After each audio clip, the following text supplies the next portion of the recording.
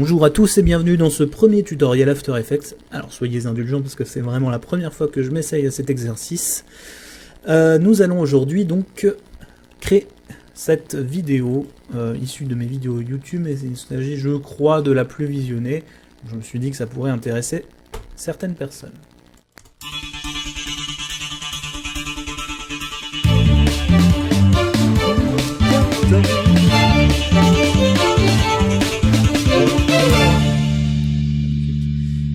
Ça a un petit peu vieilli, mais on va essayer de faire mieux, promis. En fait, c'est pas la première fois que j'essaie de faire ce tutoriel, mais j'ai eu pas mal de petits problèmes. Entre temps, j'ai changé d'ordinateur, donc évidemment, ça complique. Mais tout va bien. De toute façon, moi, j'ai plus le projet d'origine de cette vidéo YouTube, en fait. Donc, nous allons le faire vraiment ensemble, pas à pas. Alors, désolé si je vais un peu vite pour certains, je vais pas expliquer les bases d'After Effects. Je vais partir du principe que vous les connaissez un tout petit peu. Si vous les connaissez pas, je vous invite à regarder d'autres tutoriels. Ou à attendre que j'en fasse un peut-être, mais c'est pas prévu pour tout de suite. Donc si je vais un petit peu trop vite pour certains, je m'en excuse. Je vais essayer quand même de détailler vraiment un maximum chaque opération. Donc pour commencer, nous allons avoir besoin d'une carte ou d'un planisphère, voilà, quelque chose comme ça, que j'ai créé au préalable. Donc je me suis basé sur un fichier Illustrator que j'ai importé dans Photoshop, que j'ai modifié. J'ai appliqué un effet de biseautage et estampage avec un contour brillant pour donner cet effet métallique. Donc je vous fournis en fait le fichier Photoshop dans la description de la vidéo, comme ça vous n'aurez pas à le retrouver ailleurs ou aller en chercher un autre. Il a cet effet de grille, de pixels, de je ne sais quoi, je ne sais pas comment on peut qualifier ça, enfin, qu'on le retrouve effectivement dans la vidéo. Voilà, avec ces effets métalliques un peu lumineux, c'est ce qui donne en fait un peu de profondeur, cet effet un peu 3D, sans que ça le soit vraiment. Donc c'est pas non plus hyper compliqué techniquement dans After Effects, ce qui est plutôt pas mal pour les moins aguerris d'entre vous, on va dire. Bon, plus besoin de l'enregistrer puisqu'il est déjà enregistré. Ce fichier s'appellera map avec plein de points lol ptdr.xd. Voilà. Non, évidemment, je ne sais pas comment je l'appellerai, mais enfin, en tout cas, il sera dans la description de la vidéo. Nous allons maintenant passer à l'animation After Effects. Vous ouvrez le logiciel qui prend un peu de temps à s'ouvrir, mais encore ça va. Vous créez une nouvelle composition, HDTV 1080, 29,97 images secondes, c'est plutôt pas mal, c'est plutôt fluide. Si vous voulez, vous pouvez mettre plus, si vous voulez, vous pouvez mettre moins, mais il me semble que c'est un bon compromis. La résolution intégrale, durée 20 secondes, c'est une bonne durée, disons que ça vous permet d'avoir un petit peu de marge à la fin. Et puis la couleur, le vert, c'est pour que les éléments noirs en transparence se voient. Parce que si vous mettez un fond noir, évidemment, ça ne se verra pas. Et pareil pour des éléments blancs en transparence, ils ne se verront pas sur un fond blanc. Donc un fond vert, au moins, il y a peu de risques. À moins que vous décidiez de faire de la pub pour un produit bio. Alors, vous avez l'interface d'After Effects, que je ne vais pas entièrement expliquer ou détailler. Vous allez dans le panneau projet, s'il n'est pas déjà ouvert. Et alors, pour importer votre fichier Photoshop, vous pouvez. Il y a trois méthodes. Alors, clic droit, importation, fichier, ou bien fichier, importation, fichier importé, ou bien encore, plus simple et il me semble plus rapide, double-cliquez ici, et oh, c'est magique, il ouvre carrément le dossier où il y a tous mes fichiers. Évidemment, vous n'en aurez pas autant. C'est un peu le bazar, mais je m'en excuse. Donc nous allons prendre le fichier Photoshop, map avec plein de points lol, importer. Et After Effects nous propose de l'importer sous composition, oui plutôt. Et surtout, très important, cocher les styles de calque modifiables, puisque c'est ce qui va nous permettre d'animer ce reflet métallique qui a été créé dans Photoshop.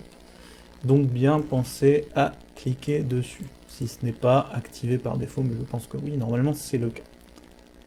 Vous cliquez sur OK. Et After Effects vous a créé une autre composition qui s'appelle map avec plein de points lol. Vous double-cliquez dessus et vous retrouvez donc notre fichier Photoshop. Alors pour zoomer, dézoomer, en fait, rien de plus simple, vous cliquez sur la fenêtre où il y a votre aperçu. Si vous perdez cette fenêtre, vous pouvez la trouver dans Fenêtre et Prévisualisation. Voilà, c'est ça. Et donc pour zoomer, simplement la molette de la souris, si vous avez une souris, et je vous conseille pour After Effects d'avoir une souris, c'est quand même un peu plus pratique. Nous avons deux calques. Le premier ne sert à rien, il s'agit d'une grille Photoshop qui vous sert en fait à redimensionner les espèces de pixels métalliques. Bon, vous pouvez le supprimer tout simplement en cliquant dessus et en appuyant sur la touche de votre clavier Supr. Ensuite, vous déployez votre calque en appuyant sur cette petite flèche, puis sur style de calque, option de fusion, je ne pense pas, vous pouvez le laisser fermer, biseautage et estampage. Voilà, donc il s'agit de l'effet qu'on avait appliqué sur Photoshop. Et nous allons activer, donc il s'agit de votre timelapse, vous placez le curseur de la timelapse au point d'entrée, donc à 0. Vous allez cliquer sur l'angle, car c'est l'angle qu'on veut animer. Vous cliquez donc sur le petit chronomètre à côté de angle, hop, cela vous crée un point clé. Vous vous placez à la fin de la timeline, vous cliquez sur ajoute ou supprime une image clé. Voilà, sur le petit losange, et voilà. Et nous allons donc animer finalement l'angle pour lui faire faire, eh bien tout simplement je dirais 2 tours. Alors plus simple, vous cliquez sur le 0 ici, et vous lui dites 2, tout simplement pour lui dire qu'il doit faire 2 tours. Pour l'instant, rien n'est visible à l'écran, car il faut pour le moment... même définitivement, mettre non ici, dans utiliser l'éclairage global. Voilà, mettre non, et là, hop, magie, ça tourne. Bon, difficile de s'en rendre compte à vitesse réelle. Pour activer la prévisualisation, il faut cliquer sur cette flèche, ici, prévisualisation RAM. Le logiciel va calculer les images une par une, des fois ça peut prendre un peu de temps. Et si vous cliquez à tout moment, n'importe où, ici par exemple, ça le lance à vitesse réelle, enfin en tout cas ça lance les images qu'il a eu le temps de calculer. Bon, cette vitesse me paraît plutôt correcte. Peut-être un peu long, peut-être un peu long. C'est pas très grave. C'est toujours modifiable. Je me replace sur le point de sortie. Ici, nous avons notre petit losange. Et je vais augmenter un peu la vitesse, peut-être, disons, allez, 3 tours. Ça reste quelque chose qui peut être modifié à tout moment, de toute façon, en revenant dans cette composition pour le modifier. Il n'y a pas de problème. Nous revenons dans notre première composition en double-cliquant dessus, ici, ou bien, si elle était encore ouverte, ici. Voilà, hein, je précise bien. Et nous allons cliquer et glisser notre map avec plein de points lol composition ici. Alors pour l'instant ça ne donne pas grand chose, mais nous avons bien notre animation qui s'effectue. Sur notre calque map avec plein de points lol, je vais chercher l'effet dans le panneau effets et paramètres définis. Donc il s'agit d'une liste en fait d'effets. Voilà, vous pouvez aussi en créer ou importer d'autres effets avec des plugins. Je vais essayer de ne pas utiliser de plugins dans ce tutoriel, mais sachez que c'est possible. Voilà. Donc je vais importer l'effet CC Sphere. Le voilà. Si votre calque est sélectionné, vous pouvez tout simplement double-cliquer sur CC Sphere. S'il n'est pas sélectionné, il suffit de cliquer, glisser. Voilà. Parfait. Nous avons une sphère. Pour l'instant, elle ne ressemble pas à grand chose, j'en conviens. Eh bien, ce n'est pas grave, nous allons l'animer. Nous allons déployer les effets, CC Sphère. La rotation, nous le verrons après. Alors, dans un premier temps, j'aimerais que ma planète soit effectivement centrée, mais c'est déjà le cas, qu'elle soit plus grosse, au moins au début de la vidéo. À 6 secondes par exemple, au moment, disons, de l'apparition du texte, il faudrait qu'elle soit plus à droite, oui c'est ça, pour que le texte soit, lui, à gauche. Donc je me place à peu près à 6 secondes, c'est pas très grave si c'est pas précis. Si vous voulez zoomer, vous avez le petit curseur là en bas que je suis en train de déplacer, qui permet de zoomer et d'effectuer, enfin de placer une image clé à un endroit vraiment plus précisément. Bon, il y a différents moyens, je vous laisse un peu chercher. Voilà, donc nous allons réduire le radius à ce moment-là.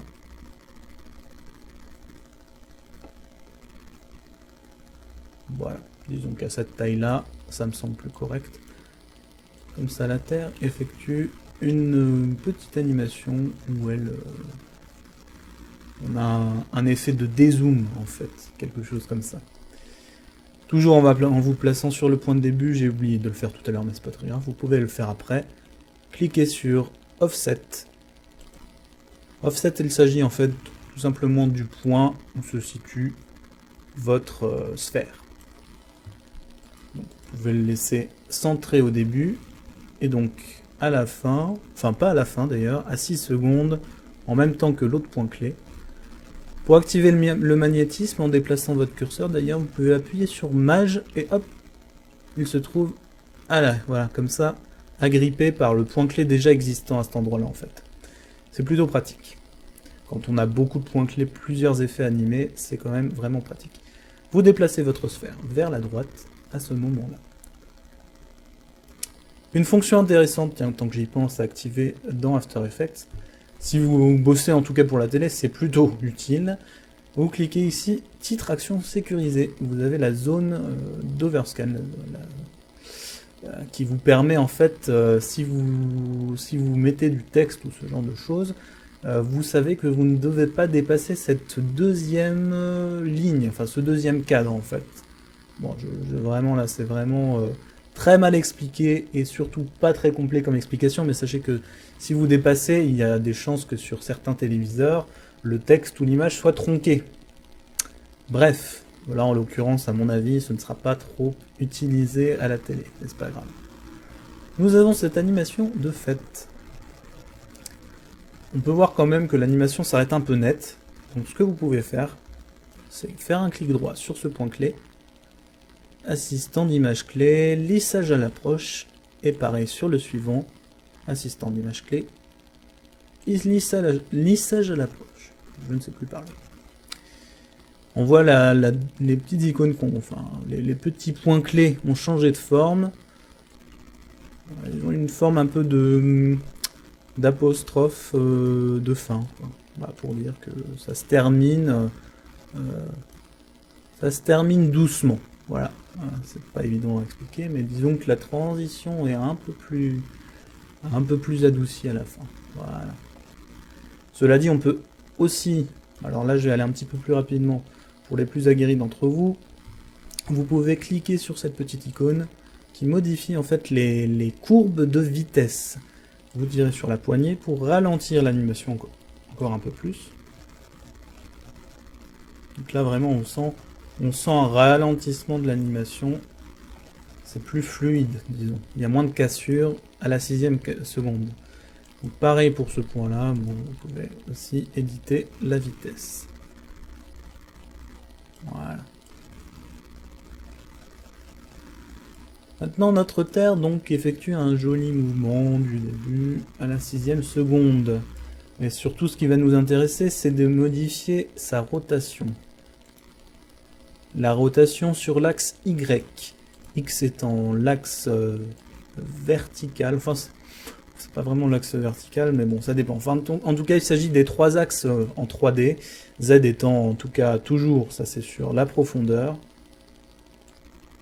Mais là en l'occurrence ça fait une rotation normale. Enfin c'est pas évident à expliquer, surtout que ça n'a pas vraiment beaucoup d'intérêt pour vous.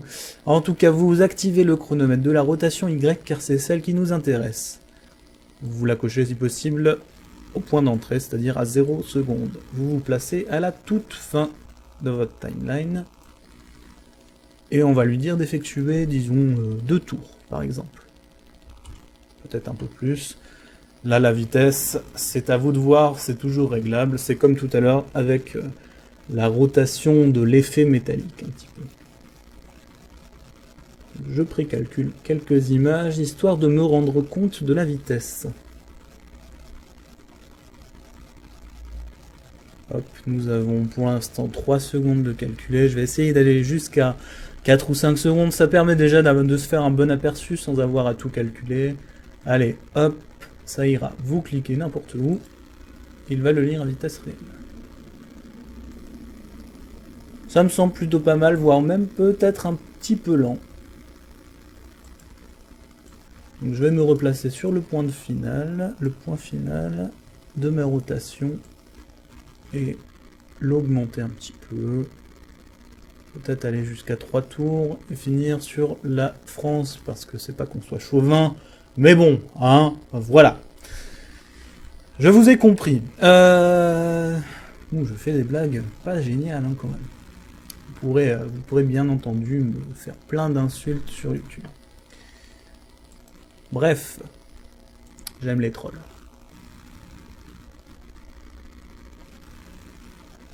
Bon, ce sera peut-être un peu rapide, je ne sais pas, on verra. C'est pas très grave. Maintenant, si vous voulez, c'est même conseillé, je dirais, vous pouvez cliquer sur Light, ici. Ou bien, vous l'avez aussi dans le panneau d'effets, ici.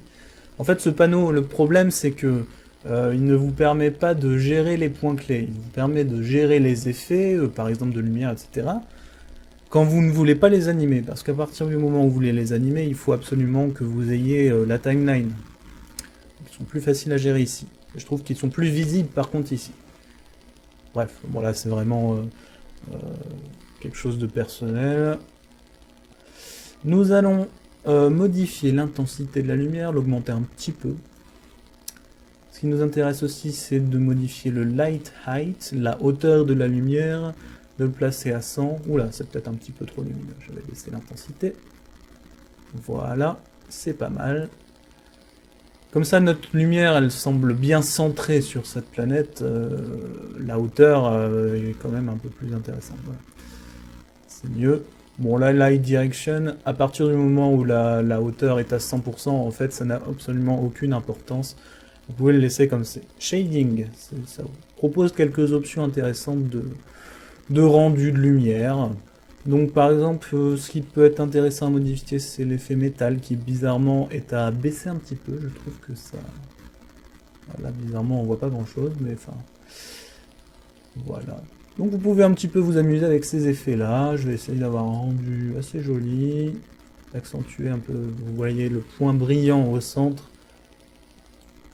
Voilà, là c'est sympathique, ça fait un petit reflet. Si vous avez une jolie map à réfléchir, vous pouvez l'activer et faire une réflexion ici, mais pour l'instant j'ai rien à mettre, donc je le laisse comme ça me va très bien. Et surtout, maintenant que votre animation est faite, que vos réglages sont faits, que vous ne voulez plus toucher finalement à l'apparence de votre sphère, vous allez cliquer sur Render, au lieu de Full, vous mettez Outside. Nous avons en fait l'extérieur de la sphère seulement. Je vais vous expliquer pourquoi. Tout simplement parce que maintenant vous allez dupliquer votre calque en faisant un CTRL-D ou bien édition, dupliquer. Mais enfin je pense que c'est quand même plus simple de faire un CTRL-D quand on connaît le raccourci. Et le calque d'en dessous, qui sera également en dessous visuellement de celui d'au-dessus. Oula, ça fait beaucoup de dessous, dessus, enfin bon. Bref, celui du dessous, il faut que ce soit inside. Et oui, parce que si vous le mettez au-dessus, ça fait l'intérieur au-dessus de l'extérieur. Donc ça fait bizarre. Bref, on se comprend. Enfin, peut-être. Je ne sais pas. L'inside. Vous pouvez voir que l'intérieur suit bien l'extérieur, puisque l'animation est exactement la même. Les deux calques sont les mêmes, sont identiques. Excepté outside, inside. Bref. Donc vous verrez pourquoi, d'ailleurs on va voir même tout de suite pourquoi c'est nécessaire. Je vais créer en fait mon, mon effet de lumière central au centre de cette sphère. Donc pour cela, vous pouvez soit utiliser un plugin si vous en avez. Je conseille Optical Flares de Video Copilot, qui est vraiment un très bon plugin de lumière. Je ne l'ai pas installé ici parce que mon ordi est neuf et j'ai pas eu le temps de l'installer, mais ce sera chose faite d'ici peu. À mon avis, c'est vraiment un plugin que je conseille. Il a des effets de lumière, de flares, comment dire, oui, bon, des effets de lumière qui sont vraiment très chouettes. En attendant, on peut se contenter d'un calque cré solide, plutôt blanc du coup. La taille, plutôt à la taille de la composition tout simplement. Nous allons placer entre les deux calques de sphère et nous allons créer avec l'outil ellipse ici en partant du centre, en maintenant CTRL pour rester toujours par rapport au centre et en maintenant également maj pour éviter les déformations parce que sinon on peut faire des ovales, mais c'est mieux quand même d'avoir une sphère, c'est ce qu'on veut à la base. Bref, en fait on est en train de créer l'effet lumineux qui part du centre de la planète. Voilà. Vous voyez donc votre calque blanc uni, le solide qu'on vient de créer, avec le masque sphérique, non pas sphérique d'ailleurs, rond tout simplement, qui s'est créé. Vous le déployez, et nous allons augmenter le contour progressif du masque. L'augmenter, et vous voyez, c'est quand même un peu plus joli.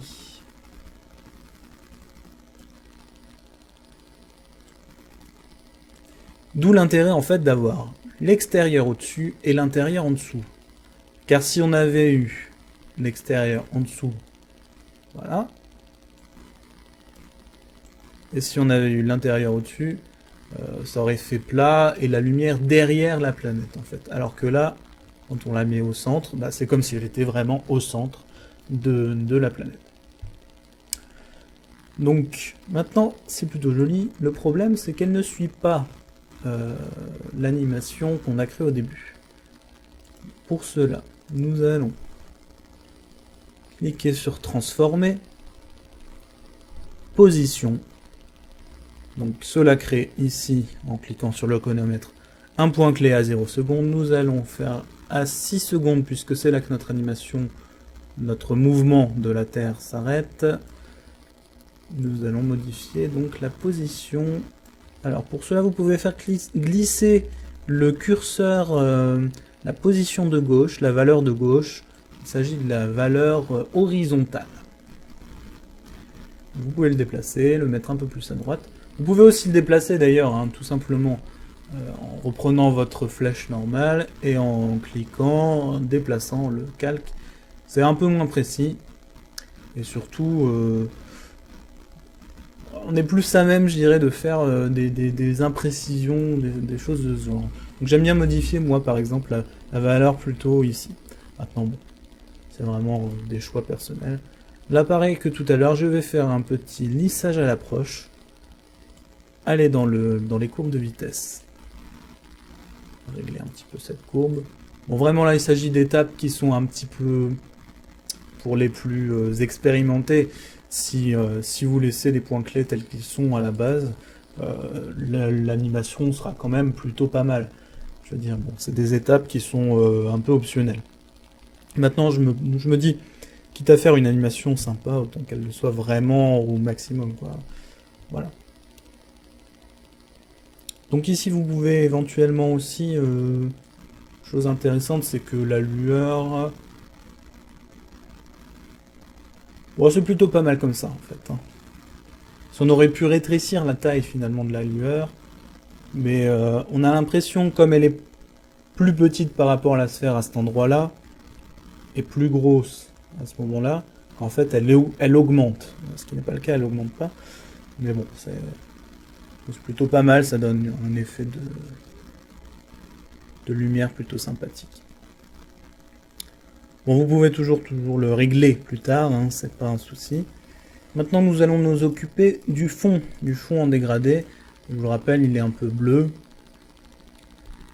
Bleu dégradé. Voilà. Alors, on va essayer de faire à peu près le même. Maintenant, c'est pareil, c'est des choses que vous pouvez éventuellement après modifier avec des calques d'effets, des effets de niveau, des effets de colorimétrie dessus. Donc c'est vraiment quelque chose qui... Les couleurs qui peuvent se modifier vraiment à tout moment dans After. Je vais créer un solide. Peu importe la couleur, puisque le dégradé va de toute façon écraser cette couleur. Ce solide, voilà, il s'est créé au-dessus, vous le placez bien évidemment tout en dessous. Parce que ce sera votre fond, finalement. Et vous allez chercher l'effet dégradé. Non, pas de l'effet. Alors vous avez deux dégradés possibles dans After Effects. Il s'agit de dégrader 4 couleurs, mais là, ici, c'est peut-être pas la peine. Et nous avons gamme de dégradés, qui est en fait un nom un peu barbare pour dire un dégradé, quoi. Voilà, c'est génial. Bon, évidemment, vous le laissez pas comme ça. Ou alors, si vous voulez le laisser comme ça, bah... Voilà, hein, vous n'avez pas forcément des goûts très d'actuels.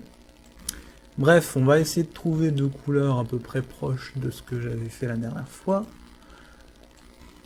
Un bleu, un violet. On peut s'apercevoir quand même que la lumière, elle est un petit peu forte. Donc ouais, peut-être la baisser un peu. Notre point violet, nous allons le mettre en bas à gauche. Notre point bleu en haut à droite. Donc pour l'instant, pour faire ça, en fait, j'ai tout simplement cliqué sur... Vous pouvez voir là, ici, nous avons un petit point... on dirait une cible, en fait. Oui, c'est ça, c'est comme une cible ou un truc comme ça de...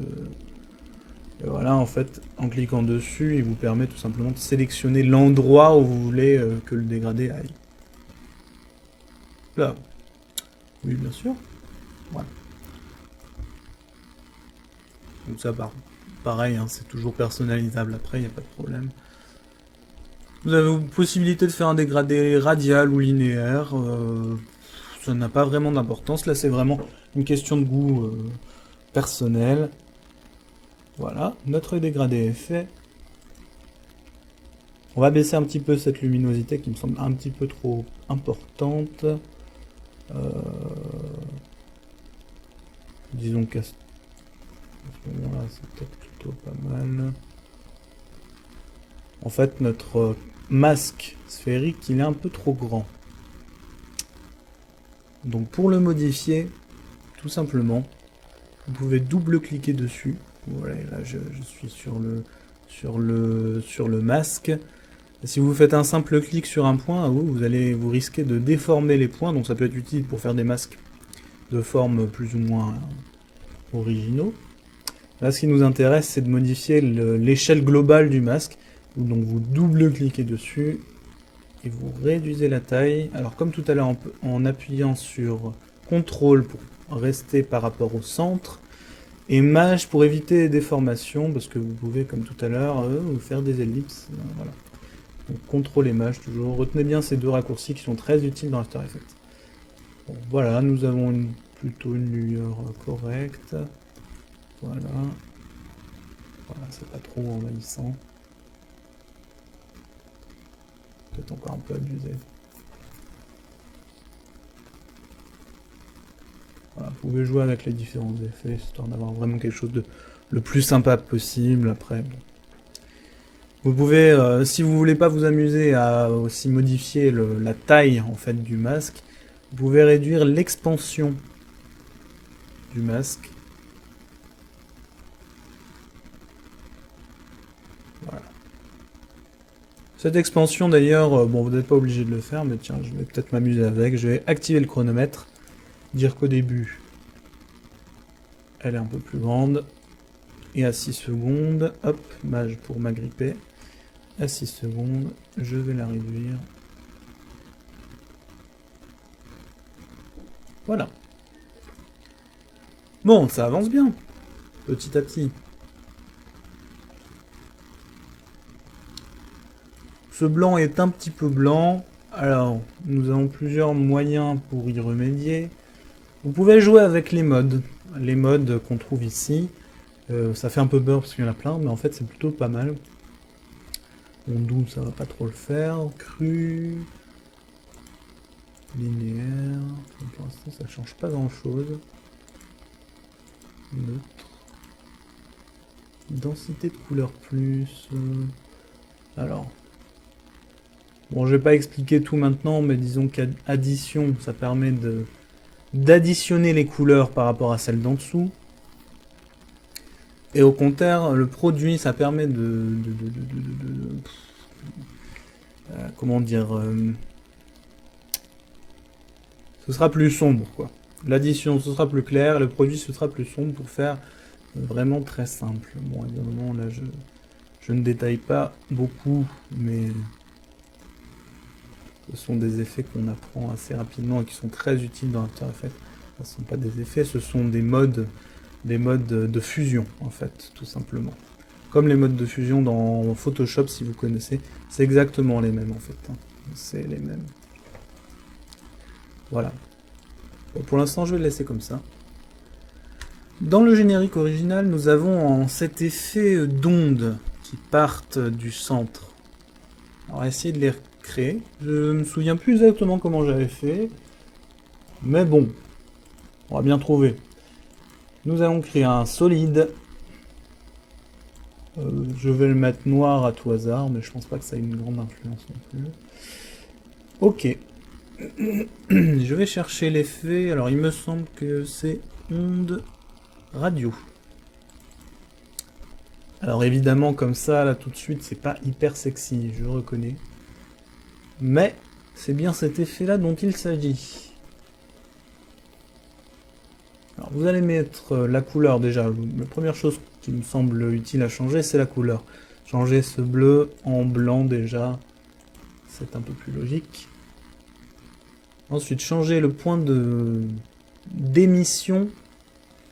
Vous avez, alors là, il l'appelle point réalisateur. Donc pareil que tout à l'heure, vous pouvez le déplacer avec le curseur comme ça, ou avec la cible, en cliquant précisément à l'endroit où vous voulez. Vous pouvez d'ailleurs après tout simplement le modifier en bougeant comme ça. Pas trop de risques. Voilà, le faire partir bien du centre. Alors évidemment au début ça fait bizarre parce qu'il n'est pas centré par rapport à la planète. Donc, tout simplement ce qu'on peut faire c'est... Regardez ce que je vais faire, je vais cliquer sur le calque et le faire apparaître plus tard en fait. Tout simplement le faire apparaître plus tard dans la timeline. Voilà, parce qu'en fait je préfère que la sphère émette des ondes qu'à partir du moment où elle est définitivement en place. Voilà, c'est plutôt pas mal, je trouve ça plutôt... Voilà, ça va. Bon, évidemment, comme ça, elles sont pas encore bien jolies, nos ondes, donc on va les améliorer. Alors, pour cela, nous avons un fondu arrière ici. Fondu arrière. Pour atténuer les ondes, plus elles s'éloignent, plus elles seront atténuées, évidemment. Pour l'opacité, vous pouvez la réduire un petit peu. Après ça c'est quelque chose qui peut se régler à d'autres moments et à d'autres endroits également. Voilà. Alors, je sais pas si on le voit bien là, on a un petit effet un peu de polygone, c'est-à-dire que les cercles, ils sont pas très... c'est un peu comme en 3D, quand on a un modèle 3D sur les premiers jeux par exemple qui n'était pas très bien défini, c'était un peu carré, un peu polygoné. Voilà. Donc là, pour améliorer ça, je crois que c'est... je crois que c'est la qualité de rendu. Non, c'est pas la qualité de rendu. Voilà. Je dis des bêtises. Ce sont...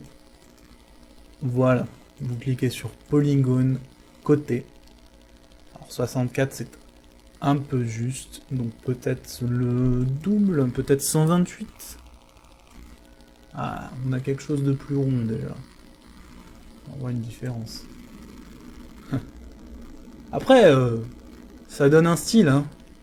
C'est intéressant aussi. Voir un truc losange à 4 côtés, c'est plutôt intéressant. Enfin bon. On peut s'amuser à faire des effets intéressants d'ailleurs comme ça. Mais bon, restons à 128. 128. Voilà. On a quelque chose de bien rond, de bien lisse. Alors nos ondes elles sont pas mal, mais c'est pas encore tout à fait au point. Alors vous pouvez décider de dire par exemple que la largeur de départ est plus épaisse et la largeur d'arrivée plus fine. Ou l'inverse d'ailleurs, qu'au fur et à mesure qu'elle s'éloigne, elle s'épaississe, et qu'au départ, elle soit plus fine. Bon là c'est vraiment des goûts... Voilà, ça ne dépend que de vous. Je sais plus si j'avais vraiment modifié cette option. C'est difficile à dire en fait. Parce que après j'ai ajouté un effet de flou, d'ailleurs on va le faire aussi. Donc concrètement... cette épaisseur, finalement, elle va être de toute façon un petit peu atténuée. D'ailleurs, cet effet de flou, nous allons tout de suite le trouver. Donc pour cela, vous allez chercher... non, d'ailleurs, on va pas chercher, on va regarder un peu toutes les possibilités, tiens, pour une fois. Donc dans la sous-rubrique netteté, nous avons Radial Blur. Blur. Radial Blur, c'est tout simplement un flou radial. Donc rond, quoi, un flou circulaire, un petit peu. C'est pas tout à fait un flou circulaire, d'ailleurs, enfin. Mettons. Donc pareil, nous avons encore une fois cette fameuse petite cible pour préciser d'où doit venir le flou. Donc on va le centrer par rapport à la planète. Vous pourrez toujours modifier ce point. Il n'y a pas de souci. On le centre bien, c'est plutôt pas mal. Vous pouvez baisser un petit peu la quantité et la direction.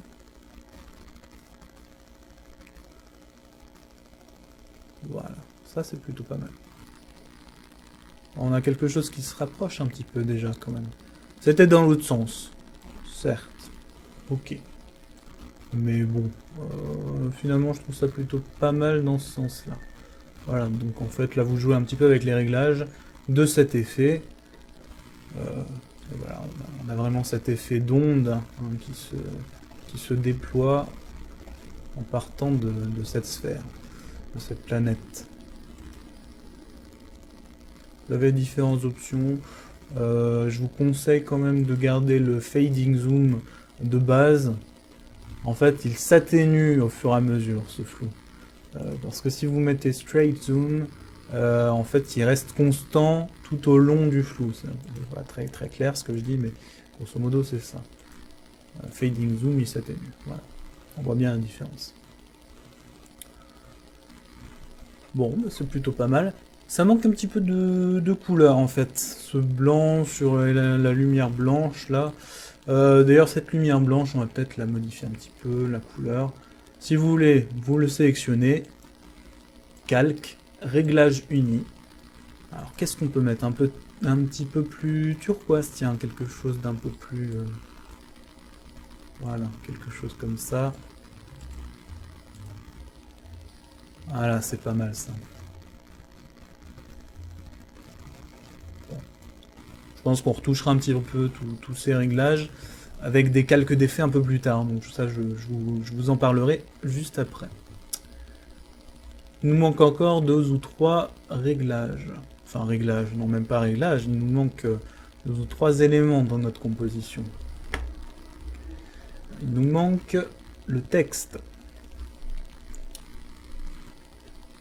Alors, nous allons créer un calque de texte. Et alors là, je vais faire une petite ellipse temporelle parce que nous allons devoir, en fait, trouver la liste. Alors, qu'est-ce que j'avais mis? Alors, je pense que c'est les 50 plus grandes villes du monde. Quelque chose comme ça. Le temps de la trouver sur Internet, de de l'écrire, hein, tout simplement. Donc en fait, quand vous faites une zone de texte,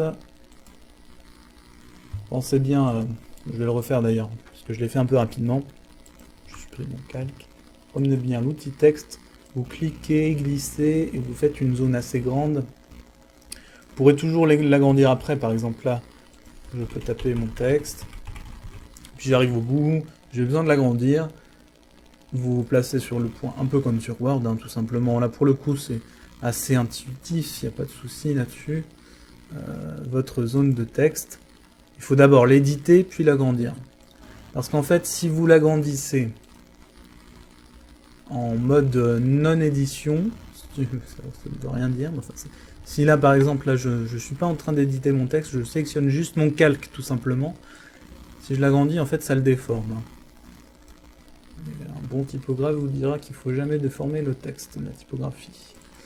Donc là, il faut bien penser à double-cliquer dessus, ou double-cliquer sur l'icône de texte, et là, vous pouvez modifier la taille de la zone de texte. Voilà, très important. Bref. Et me voilà reparti après un petit verre d'eau, oui, parce que ça fait quand même 40 minutes que je parle, je suis désolé, je pensais pas que ce serait si long, désolé. Bon, voilà. On va essayer d'accélérer un petit peu le mouvement, en fait, tout simplement. Donc j'ai créé mon calque de texte, il faut bien le faire tenir sur une seule ligne, donc si par exemple ça dépasse, hop, vous l'agrandissez comme je vous l'ai montré, et vous faites tenir le texte sur une seule ligne. J'ai choisi la typo Proxima Nova, maintenant là c'est vraiment un choix personnel, vous pouvez très bien en prendre une autre, surtout que Proxima Nova est une police payante. Une police qui est quand même dans l'air du temps. Vous avez la police gratuite Montserrat, je crois, qui ressemble un petit peu et qui est plutôt jolie aussi. Donc voilà, si vous cherchez une police vraiment ronde dans l'air du temps, c'est ça. Bon, ce calque de texte, nous allons le mettre dans une précomposition. Pour cela, vous avez plusieurs options. Vous faites un clic droit, précomposition, ou bien CTRL-MAJ-C, CTRL-MAJ-C, voilà. Ou bien calque précomposition. Vous faites transférer tous les attributs dans une nouvelle composition, et voilà. Vous avez votre composition de créer. En fait, une composition, c'est comme un système de groupe dans Photoshop, par exemple. Il n'y a pas vraiment de groupe hein, dans After Effects, il y en a seulement dans le gestionnaire de fichiers et de projets. Ça permet, par exemple, d'avoir plusieurs calques dans une composition, etc. C'est quand même plus pratique pour pas avoir une liste de je sais pas combien de calques dans une seule composition. Bon, bref, nous avons donc notre composition Tokyo machin chouette qui s'est créée. Vous double-cliquez dessus, ou ici, ou dans le panneau de projet, voilà. Et nous allons donc animer ce calque, en fait. Nous allons tout simplement le faire défiler, transformer, position. Alors à 0 secondes, on ne veut pas le voir apparaître. Du tout. Donc il doit être tout à droite. Et à la fin, à 20 secondes,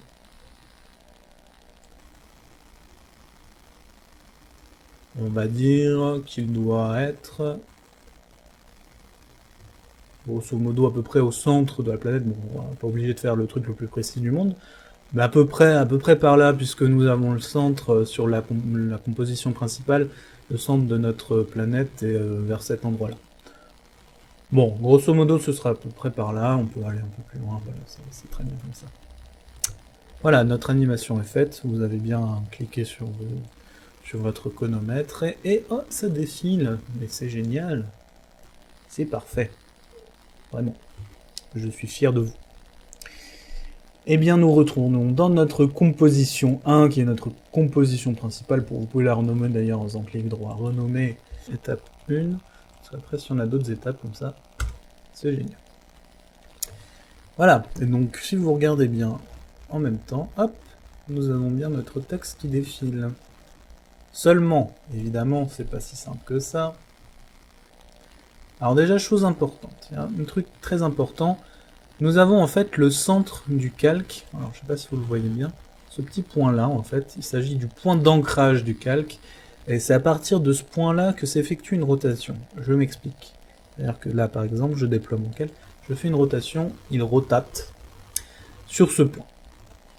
Ce point, il me semble important qu'il soit centré par rapport à notre planète. Le problème, c'est que là, notre calque, notre composition, elle s'arrête ici. Donc en fait, les mots sont coupés ici. On active ici, paf, l'option de calque vectoriel qui en fait est très très utile quand on importe des fichiers Illustrator par exemple, mais là en l'occurrence aussi, parce qu'en fait il détecte que l'objet, en l'occurrence le texte, continue même au-delà du bord de la composition. Il va chercher les informations dans la composition. Maintenant que c'est fait, nous allons devoir masquer l'excédent de texte, c'est-à-dire l'excédent, ce qui passe sur la planète, puisqu'on n'en veut pas. Donc pour cela, on va faire un outil d'ellipse. Alors je suis en train de réfléchir en même temps.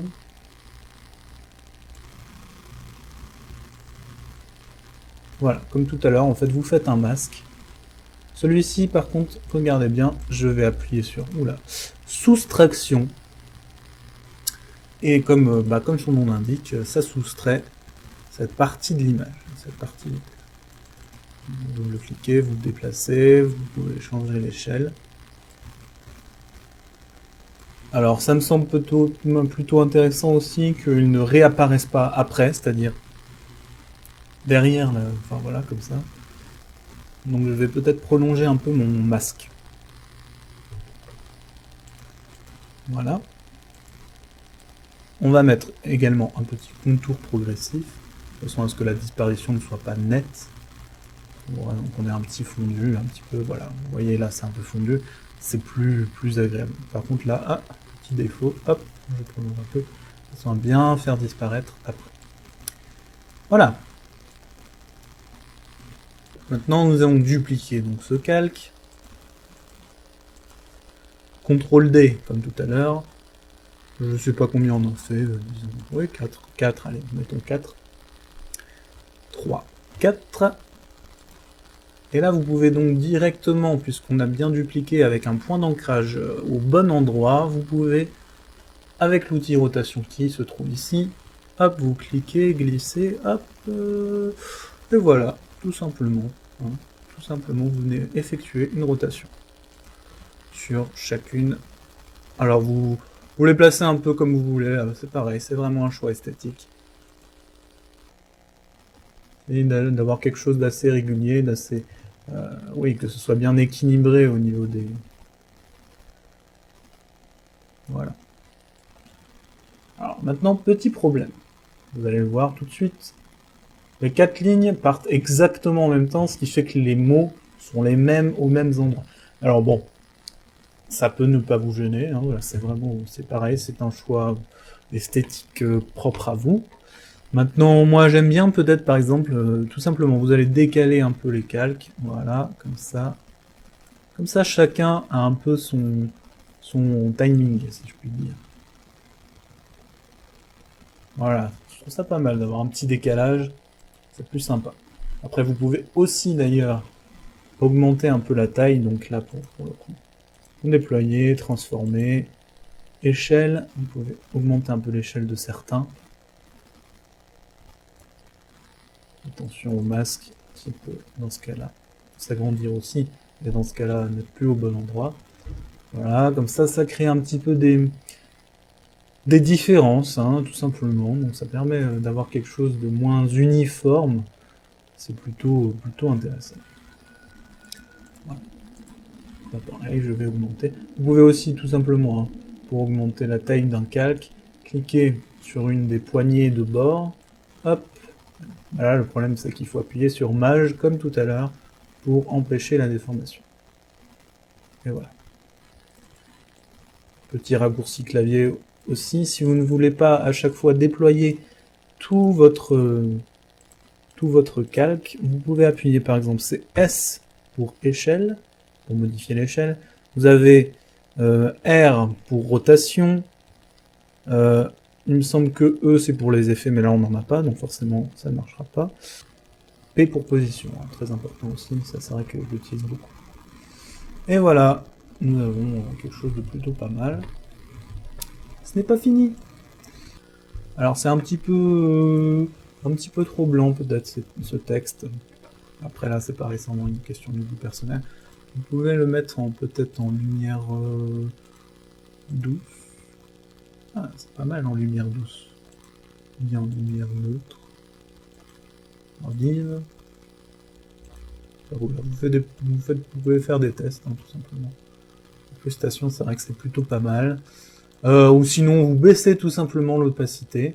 Alors, je vais le laisser en incrustation, c'est sympathique. Incrustation, ouais, c'est un mode plutôt sympa, incrustation.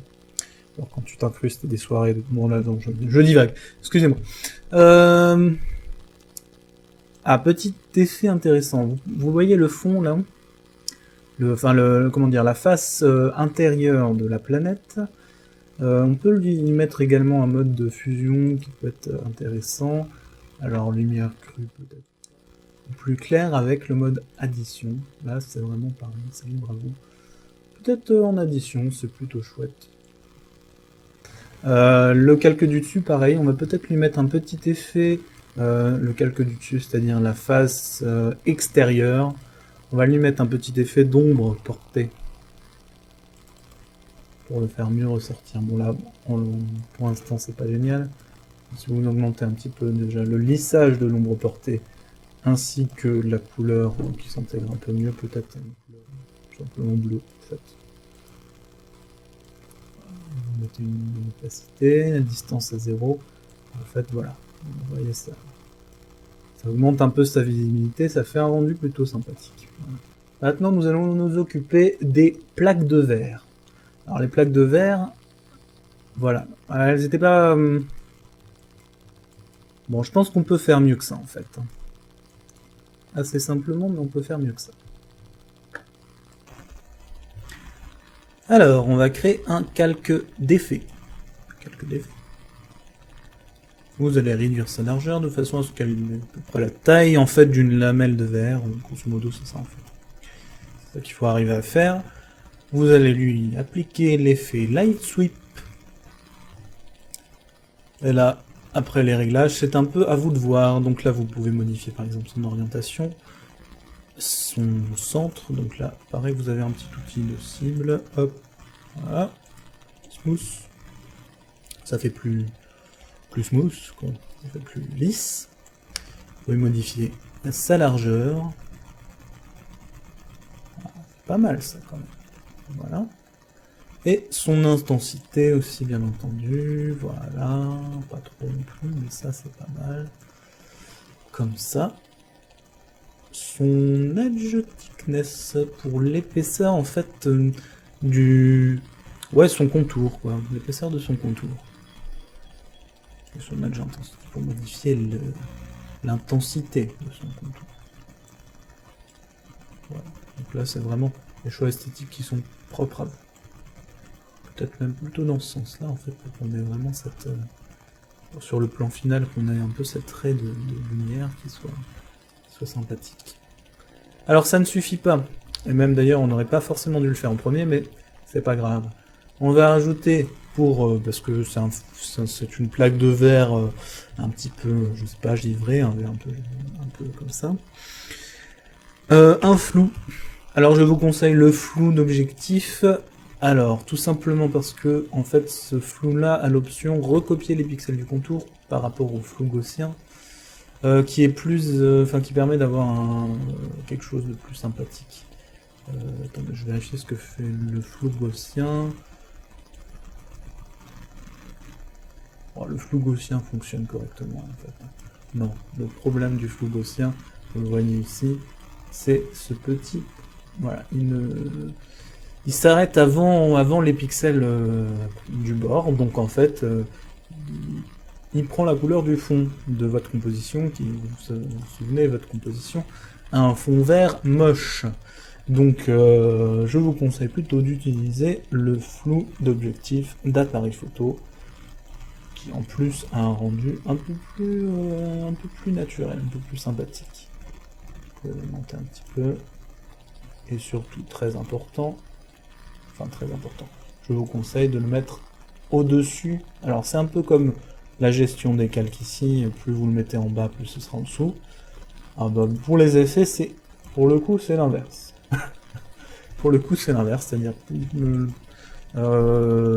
vous le mettez en dessous, plus l'effet sera important par rapport au précédent. Bref, oui, pour le coup c'est vrai que c'est pas super logique, enfin à voir. Alors, maintenant, on peut éventuellement aussi accentuer l'effet de, enfin la différence de couleur en mettant par exemple un niveau, tiens, niveau, c'est en fait, voilà, ça va vous permettre d'accentuer les blancs, les noirs ou les gris sur ce calque d'effet. Donc là, et là je suis en train de, j'ai appliqué mon effet de niveau sur mon planisphère, donc ça ne va pas le faire. Si vous faites ça, c'est pas un problème non plus d'ailleurs. CTRL X pour couper, et je vais coller sur mon calque d'effet. Voilà, tout simplement. Il n'y a pas de mal. Et voilà, ah oui, ça marche beaucoup mieux. Alors là, libre à vous de faire ou plus foncé ou plus clair. Là j'avais fait plus clair, bah tiens, bah, je vais faire plus foncé.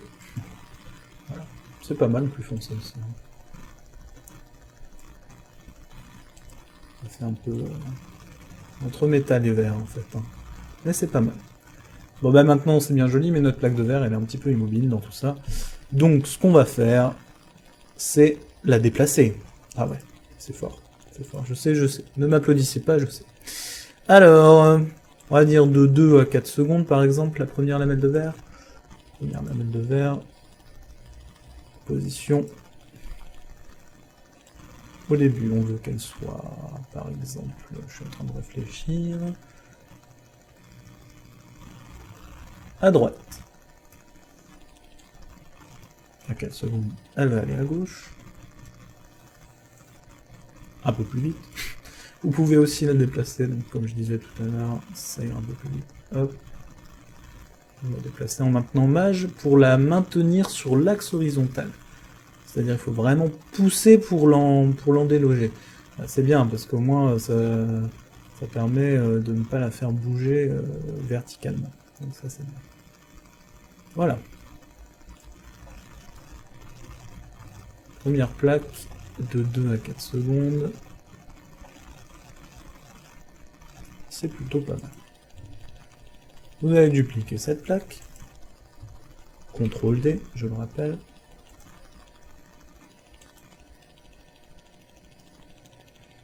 Vous allez le déployer. Cette fois-ci, vous allez décaler les points. Ou plutôt même les inverser, on va dire. En faisant passer ce point-là à 6 secondes, par exemple. C'est-à-dire qu'il va faire le mouvement inverse de la plaque précédente. Vous pouvez les éloigner un petit peu, qu'il y ait un petit temps entre les deux plaques.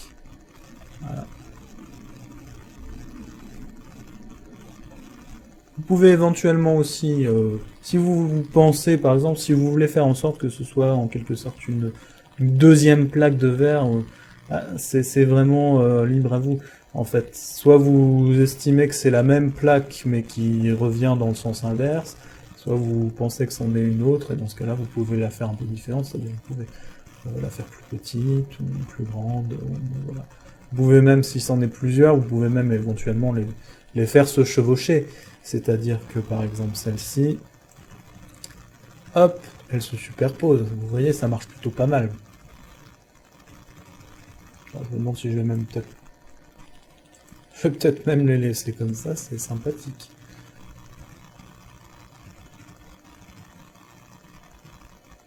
Ah oui, ouais, c'est plutôt pas mal.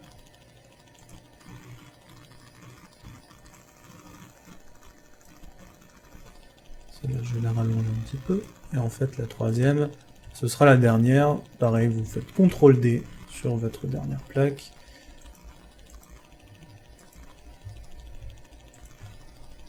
Et cette fois-ci, vous inversez à nouveau les points. Sauf que votre point final... Alors, calez bien votre curseur dessus, parce que vous allez le modifier. Donc vous pouvez maintenir mage pour que votre... Voilà, comme tout à l'heure, pour que votre curseur soit magnétisé par votre point clé, votre point d'image clé.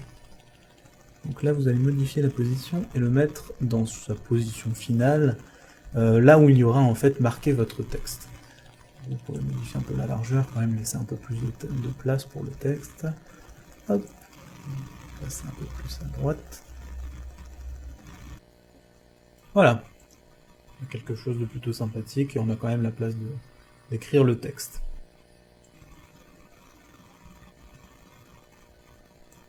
Alors, pareil, est-ce qu'on les fait éventuellement se chevaucher? Je ne sais pas.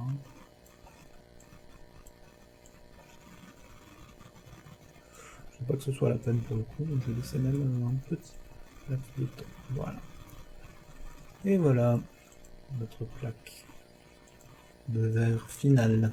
Alors on voit, pareil que tout à l'heure, l'animation s'arrête un peu brusquement.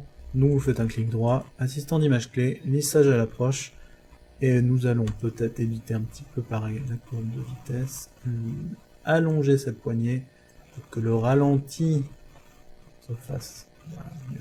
Voilà, tout à fait. Voilà, c'est bien comme ça. Voilà.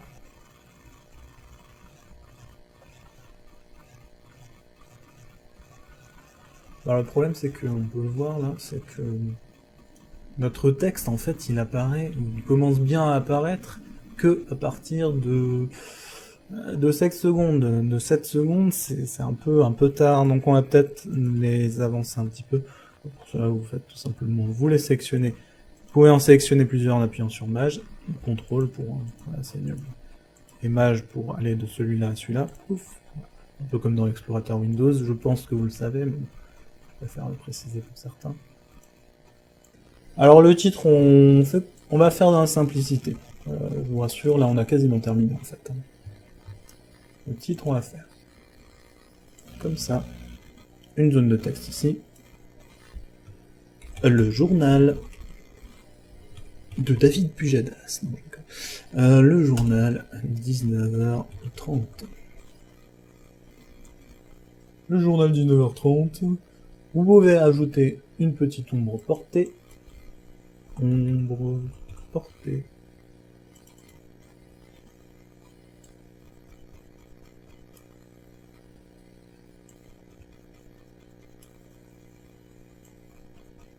Voilà.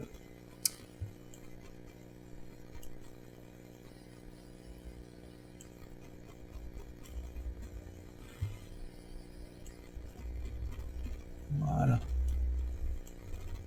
Monter un peu l'opacité. Prenez la pipette, allez chercher peut-être une couleur, soit du violet, ou tiens, peut-être justement pour le coup, un cyan un peu foncé, comme ça. Ah, c'est pas mal ça, c'est joli. Il y a un petit effet TF1 un peu, même si voilà. Le but n'est pas non plus de copier, hein, bon. Si je vous encourage justement à faire selon vos goûts, c'est aussi pour éviter d'avoir des choses qui soient toutes les mêmes. Mais sur quelque chose d'assez basique, le modèle sera forcément le même, donc ça ressemblera. Mais bon. Alors, l'animation du texte. Donc, à peu près au moment où la plaque commence à arriver, il faut que le texte commence à s'animer. Alors, on va faire simple. Hein. Animation prédéfinie. Donc là, vous... Ouf, hein. Animation prédéfinie. Texte. 3D texte. Alors, vous avez pas mal de pré-réglages déjà sympathiques. Peut-être une rotation de base X ou Y, je ne sais pas. Évidemment, si vous le placez sur le texte, c'est mieux. Non pas sur le calque d'effet. Hop. C'est un peu lent et c'est pas le mieux. Je dirais ça, voilà. Ah, c'est plutôt pas mal.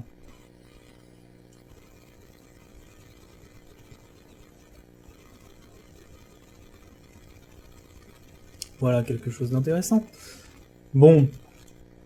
Après, on peut toujours faire 2-3 petits effets en plus. Voilà, on a un effet un peu lumineux qui est plutôt sympathique. avec l'effet addition. Voilà, c'est plutôt pas mal. Ben voilà. Petit oubli. Votre texte, vos textes défilants en fait, qui sont du coup un peu plus courts et qui hop disparaissent tout seuls comme ça. Eh bien, dans ce cas-là,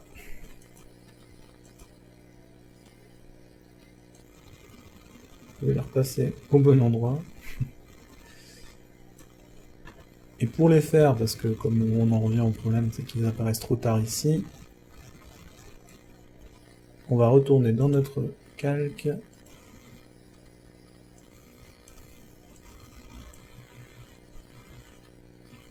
Et l'animation va faire commencer de là.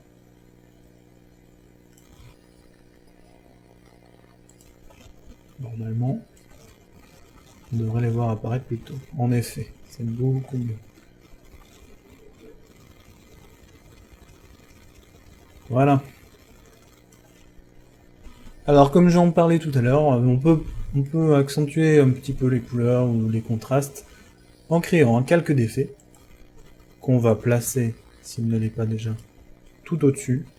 Vraiment, c'est lui qui va déterminer les couleurs de l'ensemble hein, de la composition. Alors, on va mettre peut-être des niveaux. On va accentuer un peu les niveaux. Monter les blancs. Assombrir un peu les gris. Accentuer un peu les noirs. Voilà, on a quelque chose qui pète vraiment. Par contre, au niveau des couleurs, il y a des petits ajustements à faire. Donc on va rajouter un teinte saturation.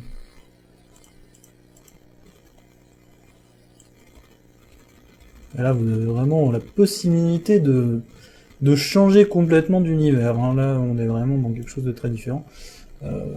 Bonjour France 2. Voilà. Si vous voulez aller un peu plus dans les bleus que dans les violets, voilà, c'est pas mal ça. Baisser un peu la saturation, augmenter, tout ça, vous pouvez jongler avec. Vous pouvez le faire couleur par couleur, là, vous avez vraiment... Voilà, je vais augmenter juste les cyan, les gars. C'est possible.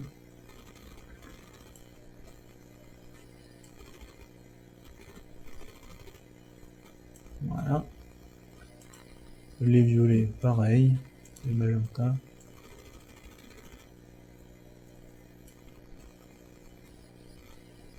Ouais, c'est pas mal.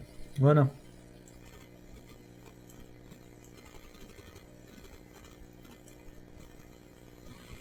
Alors, on a quelque chose qui pète. Voilà, très... pas forcément à l'américaine, mais enfin bon. Quand même, voilà. C'est bien, donc fichier exporté, ajouter la file d'attente de rendu. Vous avez un raccourci aussi, c'est CTRL-M. CTRL-M, ça fait le même effet. Je vais en supprimer un des deux. File d'attente de rendu d'After Effects, elle est plutôt simple. Module de sortie. Alors peut-être que vous l'aurez pas, moi je l'ai pas d'ailleurs. H264. C'est bien dommage. Donc moi j'utilise du coup effectivement j'utilise Adobe Media Encoder. Vous allez voir à quoi ressemble le logiciel quand vous y êtes. Donc en fait ce logiciel fait un peu le lien entre tous les logiciels de la suite Adobe. Donc ça permet vraiment de faire un rendu de n'importe quel logiciel d'Adobe. Donc c'est quand même plutôt pratique. H264. Là, vous avez des réglages très intéressants qui sont vraiment optimisés. Par exemple, on a un réglage optimisé HD YouTube. Eh bien, je pense que c'est ce que je vais choisir. Vous avez Vimeo, YouTube, YouTube HD, 1080p, 2997. C'est l'idéal. Vous allez trouver le dossier que vous voulez. Vous l'appelez comme vous voulez. Numérique. V3. Parce que j'ai fait deux versions avant celui-ci. Deux essais de tutoriel qui se sont révélés un peu... voilà. D'abord, et vous lancez le rendu.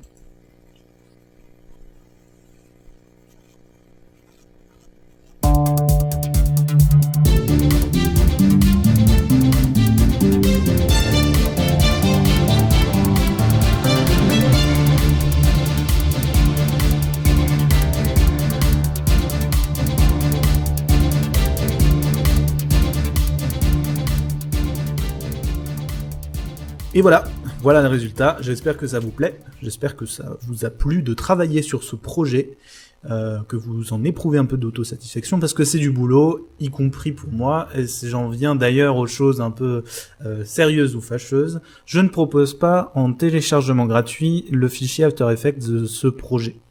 En fait, je le propose pour 20 €. 20 €, vous avez le fichier disponible de la CS5 à la version CC, il n'y a pas de souci, totalement personnalisable, donc bon, ça me semble honnête. Et pour les fainéants, vraiment ceux qui ont la flemme de modifier eux-mêmes ce projet ou de le faire eux-mêmes, eh bien je propose de vous personnaliser moi-même votre générique pour 50 €, donc couleur, typographie, le tout pour 50 €. Pour cela, rien de plus simple, il suffit de m'envoyer un mail à l'adresse contact@studiofal.com. En tout cas, je vous remercie de m'avoir suivi, d'avoir suivi ce premier tutoriel un petit peu laborieux, désolé. Je m'en excuse vraiment, la longueur, j'essaierai de faire mieux la prochaine fois. Bon, bref, n'hésitez pas à vous abonner à la chaîne, à laisser un commentaire sur cette vidéo, à vous abonner sur le compte YouTube ou Twitter de Studiofal, et on se revoit bientôt pour une prochaine vidéo, un prochain tutoriel ou un prochain habillage fictif. J'ai 2-3 projets dans les cartons. Je ne vous en dis pas plus. Mystère et boule de gomme. À bientôt.